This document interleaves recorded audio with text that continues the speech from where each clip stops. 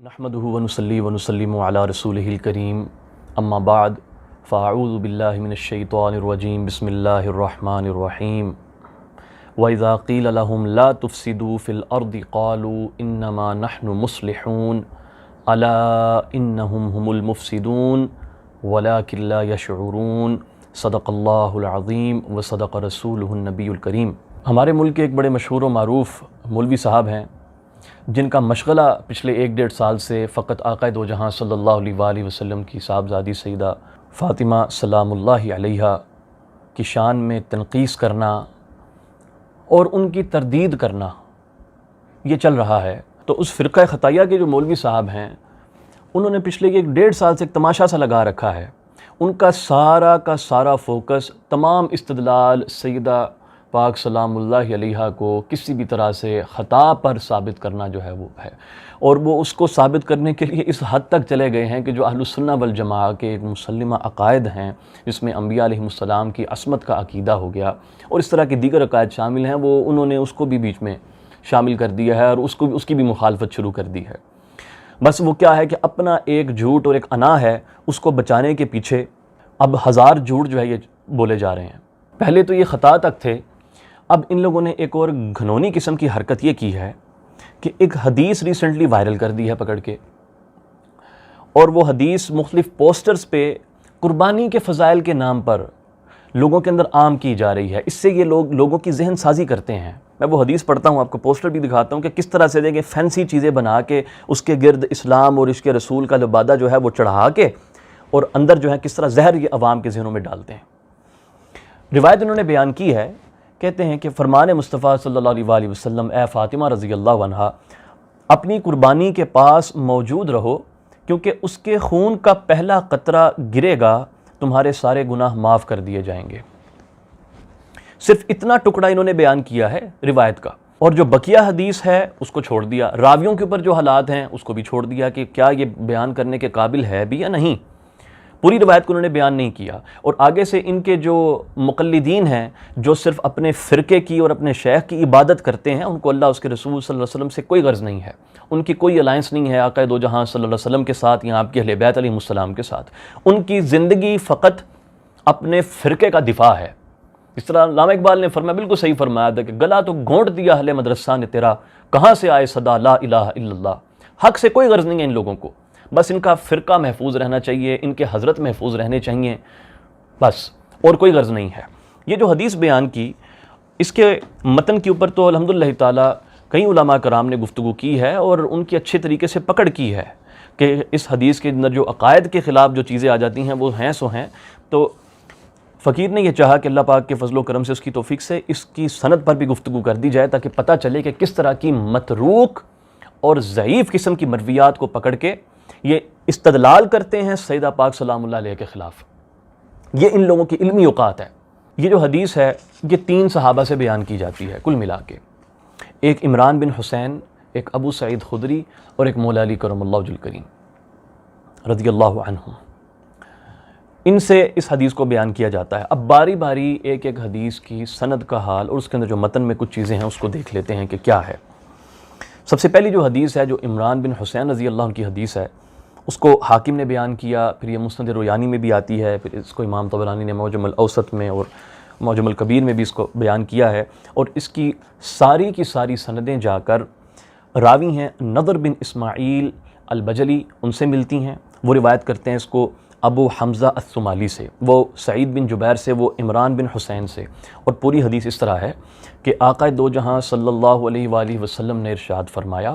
کہ اے فاطمہ سلام اللہ علیہا تم اپنی قربانی کے پاس کھڑا ہوا کرو،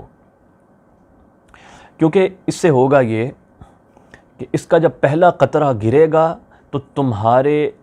سارے گناہ، یہاں تک کہ لفظ ذنب استعمال ہوا ہے کہ جو بھی تم نے گناہ کیے ہیں، ذنب کی ہے، وہ ساری معاف ہو جائے گی۔ اور اس کے بعد انہوں نے پوری حدیث بیان کرتے ہوئے آگے یہ لفظ آتا ہے کہ عمران کہتے ہیں کہ میں نے عرض کیا یا رسول اللہ صلی اللہ علیہ وسلم ھذا لک ولی اہل بیتی کا خاصۃ، کیا یہ آپ کے لیے اور آپ کی اہل بیت کے لیے خاص ہے یا پھر یہ تمام مسلمانوں کے لیے بھی ہے؟ تو آپ صلی اللہ علیہ وسلم نے ارشاد فرمایا کہ لا بل للمسلمین عامۃ، یہ تمام مسلمانوں کے لیے ہے۔ یہ پہلی حدیث ہے۔ اس کے متن کے اوپر تو ہم آتے ہیں، پہلے سند کا حال ذرا چیک کر لیں اس کا کیا ہے۔ اس کی سند میں 2 راوی، ایک نضر بن اسماعیل اور دوسرا راوی ہے جو ابو حمزہ، یہ دونوں ضعیف ہیں، ان کے اوپر کلام ہے۔ میں کلام بیان کر دیتا ہوں تاکہ بات جو ہے نا وہ کھل جائے۔ حافظ مزی تہذیب الکمال میں نضر بن اسماعیل کے ترجمہ میں ذکر کرتے ہیں جا کے کہ امام احمد بن حنبل نے فرمایا کہ یہ سندوں کو یاد نہیں کیا کرتا تھا، اس کو سند یاد نہیں ہوتی تھیں، اور آپ فرماتے ہیں کہ یعنی حدیثوں کو مکس کر دیا کرتا تھا۔ جب اس طرح کا راوی ہو نا کہ جو سندوں کو یاد نہ رکھ سکے اور مرویات کو مکس کر دے، تو اس کے اوپر اعتماد نہیں کر سکتے جب تک کہ اس ایک خاص سند کے اندر مطابق موجود نہ ہو،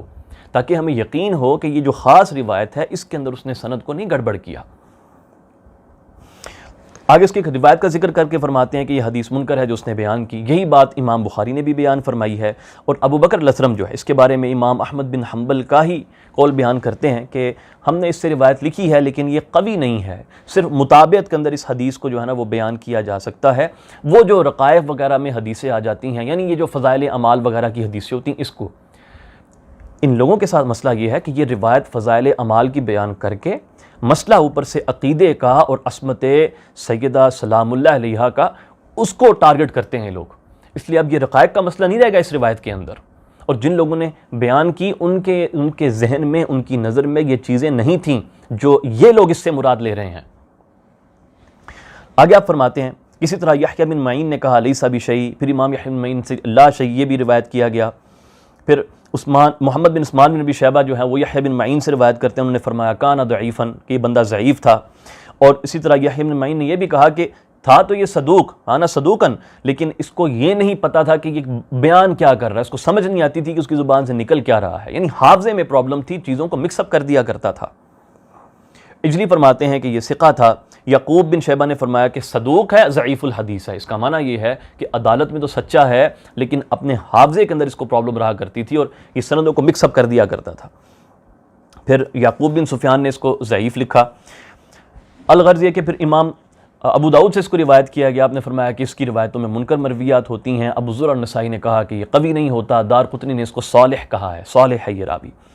اور امام ابن عدی فرماتے ہیں کہ میں امید کرتا ہوں اس میں کوئی مسئلہ نہیں ہوگا۔ پھر حافظ ابن حجر عسقلانی تہذیب التہذیب میں فرماتے ہیں، ابن حبان کا قول انہوں نے بیان کیا اور فرماتے ہیں کہ یہ فحش قسم کی غلطیاں کیا کرتا تھا اور کثرت کے ساتھ اس کو وہم ہوا کرتے تھے، اور یہ اس وجہ سے یہ اس مرتبے تک چلا جاتا ہے کہ اس کو ترک کر دیا جائے۔ اور پھر امام حاکم ابو احمد جو ہیں، ابو احمد الحاکم، وہ فرماتے ہیں کہ یہ محدثین کے نزدیک قوی نہیں ہے، اور ساجی فرماتے ہیں کہ اس کے بعد منکر مرویات تھیں۔ یہ ایک پہلے راوی کا حال ہے جس کے اوپر آپ نے اپنے عقیدوں کو کھڑا کیا ہوا ہے اور اپنے اس غلیظ مقصد کو آپ اس طرح کے لوگوں کی مرویات سے جو ہے نا وہ لے کر چل رہے ہیں۔ اور اس کا دوسرا راوی اس کے اوپر، یعنی ایک ضعیف یہ ہو گیا، اگلا ضعیف سنیے، یہ جو اگلا یہ اہل السنہ کے ہاں ضعیف ہے، اور اس کا ایک دوسرا معاملہ جو ہے وہ بھی میں ساتھ بیان کر دیتا ہوں۔ اس کا نام ہے ابو حمزہ الثمالی۔ خود حافظ ذہبی نے المستدرک کے اندر نیچے اس کی تلخیص میں فرمایا ہے کہ ابو حمزہ ضعیف جداً ہے۔ اگر امام حاکم کوئی حدیث بیان کریں اور اس کے اوپر حافظ ذہبی کوئی حکم بیان کر دیں تو یہ ان لوگوں کی آخری پناہ گاہ ہوتی ہے کہ کسی بھی طرح سے اہل بیت علیہ السلام کے فضائل کو رد کر دیا جائے، اور اس کے اوپر پھر یہ ذہبی کے جو ہے نا اقوال لے کر آتے ہیں۔ ہاں البتہ جب یہ روایت بیان کی تو اس کو کھا گئے، یہ نہیں بتایا کہ ذہبی نے کیا کمنٹ کیا ہوا ہے اس کے اوپر۔ پھر اسی طرح اسی راوی کا ترجمہ جب امام مزی نے قائم کیا تہذیب الکمال میں، تو آپ فرماتے ہیں کہ عبداللہ بن احمد بن حنبل نے اپنے والد محترم امام احمد سے اس کے بارے میں کہا کہ ضعیف الحدیث ہے۔ پھر یہی قول امام یحییٰ بن معین نے بھی بیان کیا، ابو حاتم نے بھی یہی فرمایا کہ یہ قابل حجت نہیں ہے، جوزجانی نے کہا کہ یہ واہی الحدیث ہے، اور نسائی نے فرمایا کہ یہ ثقہ نہیں ہے، لیسا بثقہ، اور یہاں تک کہ امام ابن عدی فرماتے ہیں کہ اس کی روایتوں میں ضعف بالکل واضح ہوتا ہے، اور یہ ضعف کے زیادہ قریب ہے، اس کی مرویات میں ضعف بالکل واضح ہوتا ہے۔ اور پھر حافظ ابن حجر عسقلانی تہذیب التہذیب میں جا کے فرماتے ہیں ابن سعد نے کہا کہ یہ ضعیف ہے۔ پھر اسی طرح دیگر اقوال بیان کرتے ہیں کہ یعقوب بن سفیان نے ضعیف کہا، اور دارقطنی نے اس کو متروک کہا، اور پھر امام ابن حبان نے یہ کہا کہ یہ کثیر الوہم تھا، اور یہاں تک کہ اگر کسی روایت میں یہ منفرد ہو جائے تو اس کو آپ قابل حجت نہیں مان سکتے۔ پھر اس کے علاوہ اس کو غالی شیعہ بھی کہا گیا ہے، اقیلی نے، دولابی نے، ابن جارود، ان سب نے اس کو ضعفاء میں شمار کیا۔ یہ تو اس کا اہل السنہ والجماعہ کی طرف سے یہ اینگل ہے۔ اب اس کا ایک دوسرا اینگل میں اس راوی سے متعلق بتا دیتا ہوں، وہ یہ ہے، اس کو زرکلی نے بیان کیا ہے اپنے اعلام کے اندر۔ وہ کہتے ہیں کہ یہ امامیہ جو ہیں، یعنی اہل تشیع جو ہیں، ان کے ہاں یہ ثقہ ائمہ حدیث میں سے ہے، اور اس سے بعد اہل سنت نے بھی روایت کیا ہے۔ اور اس کی خاص بات دیکھیے، شاید اس وجہ سے ایک یہ وجہ بھی نظر آتی ہے، اس کے اوپر اتنی بڑی جو ہے نا وہ تہمت لگا دیتے ہیں کہ رافضی ہے، یہ شیعہ ہے، تماشا بنایا ہوا ان لوگوں نے، وہ یہ کہ اس کے 3 بچے سیدنا زید بن علی علیہ السلام ان کے ساتھ ظالموں کے خلاف جہاد کرتے ہوئے شہید ہوئے تھے، اس کے 3 بچے۔ اور اس کے بارے میں امام علی بن موسیٰ رضا فرمایا کرتے تھے کہ یہ اپنے زمانے کا لقمان ہے، یعنی حکمت کی وجہ سے، اور اس کی کچھ کتابیں بھی ہیں۔ تو یہ اہل تشیع کی طرف سے میں نے اس کا حال جو ہے وہ بیان کر دیا امام زرکلی کی کتاب سے۔ البتہ اہل سنت کے ہاں یہ راوی ضعیف ہے۔ تو اس پہلی سند کے اندر تو یہ 2 ضعفاء ہیں، یعنی یہ حدیث ضعیف جداً کے درجے پر چلی جاتی ہے، یہ 2 ضعفاء ہیں اس کے اندر۔ اس سے آپ کس انداز میں آپ جو ہے وہ عقیدہ بناتے ہیں، کس طرح سے آپ اس کو کہتے ہیں، اس کو فضائل کا جو ہے نا وہ بہانہ بنا کے اس کو آپ قبول کرتے ہیں۔ اب آ جائیں اس کے متن کی طرف۔ اس کے متن میں سب سے پہلے تو یہ دیکھیے کہ صحابی اس میں یہ کہتے ہیں کہ یا رسول اللہ صلی اللہ علیہ وسلم ھذا لک، یا رسول اللہ آپ کے بھی جو ذنب ہیں، آپ کی بھی جو ذنوب ہیں، آپ کے بھی جو گناہ ہیں، نعوذ باللہ من ذالک، وہ بھی اس سے معاف ہو جائیں گے۔ اب اس کا ترجمہ تو یہی بنتا ہے نا یہاں پر، ھذا لک ولی اہل بیتی کا، کیا آپ کے گناہ بھی؟ تو کیا یہ اہل سنت والجماعت جو ہیں اتنے گر گئے ہیں اب کہ یہ ان مرویات سے استدلال کریں گے جو ان کے اپنے عقیدے کے خلاف ہے، صرف اس وجہ سے کہ انہوں نے جو ہے نا اپنا ناک اونچا رکھنا ہے، بس اپنے من گھڑت عقائد کو بچانے کے لیے۔ اور پیچھے انہوں نے تماشا کیا بنا رکھا ہے کہ یہ در حقیقت سیدنا ابوبکر صدیق رضی اللہ عنہ کی شان کا دفاع کر رہے ہیں، یہ ان کے ذہنوں میں چل رہا ہے کہ یہ رافضیت کا رد ہو رہا ہے، شیعیت کا رد ہو رہا ہے، اور سیدنا ابوبکر صدیق رضی اللہ عنہ کی شان کا دفاع ہو رہا ہے۔ ان کی مثال بالکل ایسے ہے کہ جیسے ایک گھر میں 2 لوگ رہتے تھے، تو دونوں کے الگ الگ پلیٹیں تھیں جس پہ وہ کھانا کھایا کرتے تھے۔ ایک دن ایک شخص نے دوسرے کی پلیٹ میں اپنا کھانا رکھ کر کھا لیا، دوسرے نے بدلے کے طور پہ کہا کہ کیونکہ تو نے میری پلیٹ میں کھانا رکھ کر کھایا ہے، اب میں تیری پلیٹ میں گندگی رکھ کر کھاؤں گا۔ یہ لوگ یہ حرکتیں کر رہے ہیں کہ اب دوسرے کی پلیٹ میں گندگی رکھ کر اب اس کو کھانا چاہ رہے ہیں۔ اور یہی وجہ ہے کہ انہوں نے پوری روایت بیان نہیں کی کہ اس روایت کا جو بقیہ سیاق و سباق ہے وہ کیا کہتا ہے۔ فقط گناہ کی نسبت یہاں پر سیدہ پاک سلام اللہ علیہ کی طرف نہیں جاتی، اور سیدنا ابوبکر صدیق رضی اللہ تعالیٰ کو ایک لمحے کے لیے آپ اہل السنہ والجماعہ ایک مرتبہ امیجن کیجئے، کیا ان کو اس بات پر خوشی ہوگی کہ آپ نے پچھلے 1.5 سال سے نبی کریم صلی اللہ علیہ وسلم کی صاحبزادی کے اوپر یہ تماشا لگا رکھا ہے، ان کے دفاع کے نام پہ تماشا لگا رکھا ہے، ان کو اس پر خوشی ہوگی کہ ہاں دیکھیں کتنے اچھے لوگ ہیں، مجھ سے محبت کرتے ہیں، میرا دفاع کر رہے ہیں۔ انا للہ و انا الیہ راجعون۔ یہ تو ایک پہلی روایت کا حال ہے۔ اب دوسری روایت کی طرف چلتے ہیں، اس کو بھی حاکم نے شاہد کے طور پر بیان کیا ہے، اور وہ روایت آتی ہے داؤد بن عبد الحمید سے، وہ روایت کرتے ہیں اس کو عمر بن قیس سے، وہ عطیہ سے، اور وہ ابو سعید الخدری رضی اللہ عنہ سے، کہ وہی روایت انہی الفاظ کے ساتھ جاتی ہے، البتہ اس کے اندر لفظ یہ ہیں کہ یا رسول اللہ صلی اللہ علیہ وسلم کہ سیدہ پاک نے یہ سوال کیا، وہاں پر عمران سوال کر رہے تھے اور سمہا وہ ایک ہی مجلس میں موجود تھے، سیدہ پاک بھی اسی مجلس میں تھیں، وہاں پر عمران بن حسین بھی بیٹھے ہوئے تھے، اور اس روایت کے مطابق سیدہ پاک نے یہ سوال کیا، قالت یا رسول اللہ صلی اللہ علیہ وآلہ وسلم ھذا لنا اہل البیت خاصۃ، کیا یہ ہم اہل بیت علیہم السلام کے لیے ہے، اور لنا چونکہ جمع متکلم کا صیغہ ہے اس لیے اس کے اندر نبی کریم صلی اللہ علیہ وسلم کی ذات پاک بھی شامل ہے، تو کیا یہ روایت کے الفاظ وہاں تک جا رہے ہیں کہ کیا یہ آپ کے گناہوں کی بھی مغفرت اس کے ساتھ ہو جائے گی، یا پھر یہ ہمارے لیے بھی ہے اور تمام مسلمانوں کے لیے بھی ہے، او لنا وللمسلمین عامۃ، تو آپ نے فرمایا کہ بل لنا وللمسلمین عامۃ، یہ ہمارے لیے بھی ہے اور یہ مسلمانوں کے لیے بھی ہے۔ اب اس روایت کے اندر ایک تو سب سے پہلے یہ دیکھیے کہ جو عطیہ لوفی ہے وہ اس کے اندر موجود ہے، آگے پیچھے آپ لوگ دیوار پہ سر دے مارتے ہیں کسی بھی طرح سے اس راوی کو ضعیف ثابت کر دیں، حالانکہ ضعیف راوی نہیں ہے کوئی، عطیہ کے اوپر طرح طرح کا جو ہے نا ظلم کیا صرف اس وجہ سے کہ اہل بیت علیہ السلام سے اس کو محبت ہے، اور جب یہ راوی ان چیزوں کو بیان کرتا ہے کہ جو فدق والے جو معاملات تھے آقا دو جہاں صلی اللہ علیہ وسلم نے وہ ہبہ فرما دیا تھا، تب آپ کا سارا زور عطیہ کو رد کرنے پہ لگ جاتا ہے کہ نہیں وہ ضعیف ہے، وہ متروک ہے، وہ ایسا ہے، وہ ویسا ہے۔ ہاں البتہ اس روایت کو آپ قبول کر لیں گے، یہی دوہرا معیار ہے آپ لوگوں کا، البتہ اس کی سند میں اصل مسئلہ اس سے نہیں ہے،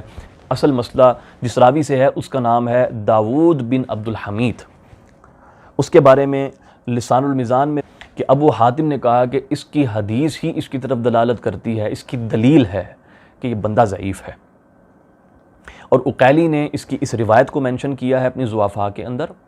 اسی روایت کو، اور کہا اس کی کوئی مطابقت نہیں ہوتی، اور ازدی نے پھر کہا کہ یہ منکر الحدیث ہے، اور حافظ ابن حجر نے اس کے اوپر یہ بھی اضافہ فرماتے ہیں کہ ابو حاتم پہلے اس کے بارے میں کہتے تھے کہ میں نہیں جانتا کہ یہ بندہ کون ہے۔ تو ایک تو یہ اینگل ہو گیا۔ البتہ عطیہ عوفی سے متعلق بھی یہ دیکھ لیں کہ اس روایت کو لکھنے کے بعد عطیہ عوفی کے اوپر کلام کیا ہے اور لکھا ہے کہ واہن یعنی متروک ہے وہ آپ کو نظر نہیں آتا۔ یہ کس طرح کا دوہرا معیار ہے، کس طرح کا دوہرا معیار ہے؟ اس سے سیدھی سی بات ہے کہ آپ کو اپنا کھڑا ہوا مسلک پسند ہے، اسی کا دفاع مقصود ہے، دین اسلام سے، آقا دو جہاں صلی اللہ علیہ وسلم کی اہل بیت سے، اکابر صحابہ سے کوئی غرض نہیں ہے آپ کو، آپ نے صرف اپنے گھڑے ہوئے عقائد جو ہے نا بس وہی بچانے ہیں، یہ حقیقت ہے۔ اب جو تیسری حدیث اس باب میں جو بیان کی جاتی ہے وہ دیکھ لیجئے،